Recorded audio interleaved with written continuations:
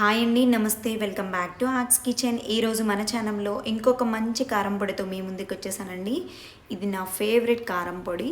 చాలా బాగుంటుంది టేస్ట్ అయితే. మేము దీన్ని శనగపప్పు కారం అంటాము. మీరైతే ఏ కారం అంటారో నాకు కామెంట్ చేయండి. చాలా వరకు శనగపప్పు కారం, కొబ్బరి కారం అండ్ పప్పుల కారం అనేసి అంటూ ఉంటారు.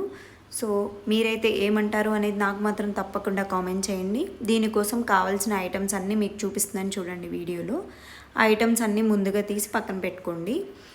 పొయ్యి వెలిగించకుండా, నూనె లేకుండా ఈ కారంని ఈజీగా చేసేసుకోవచ్చు. కూరల్లోకి కానీ, ఇడ్లీ, దోశ, చపాతీలోకి చాలా బాగుంటుంది. ఒక్కసారి ఎలా చేయాలో చూసేద్దాం.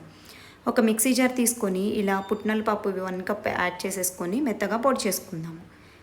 అలా పొడి చేసుకున్న తర్వాత 1 కప్ కొబ్బరిని తీసుకొని దాన్ని కూడా గ్రైండ్ చేసేసుకుందాము. ఇలా 1 బై 1 వేసుకుంటూ గ్రైండ్ చేసుకోవడమేనండి, సింపుల్ ప్రాసెస్ ఇది. ఇలా గ్రైండ్ అయిపోయిన తర్వాత 2 స్పూన్ల ఉప్పు, కల్లుప్పు వేసుకుంటున్నాను. మీరు సాల్ట్ వేసుకుంటే వేసేసుకోవచ్చు. 3 స్పూన్ల కారం యాడ్ చేసుకుంటున్నాను. కారం తగినంత తీసుకోండి. నాకైతే నా కారానికి 3 స్పూన్లు సరిపోతుంది.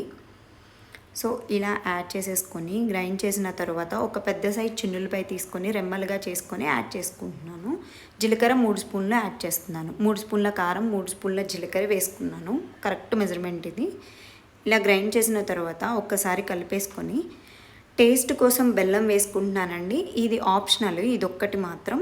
మీకు ఇష్టం ఉంటే బెల్లం స్వీట్నెస్ కోసం వేసుకుంటే వేసుకోండి, లేదు అంటే స్కిప్ చేసేసేయచ్చు. 1 కప్ కరివేపాకు యాడ్ చేసుకొని లాస్ట్ ఒక్కసారి గ్రైండ్ చేసుకుందాం. ఇలా పొడి పొడిలాడుతూ గ్రైండ్ అయిపోతుంది. సో ఇప్పుడు ఒక ప్లేట్ తీసుకొని దాంట్లోకి సర్వ్ చేస్తున్నాను చూడండి. మంచి స్మెల్తో చిన్నులపై అండ్ కరివేపాకు స్మెల్ అనేది మంచిగా ఉంటుంది. ఈ కారంకి చాలా మంచిది కూడా ఇలా తినడం వల్ల.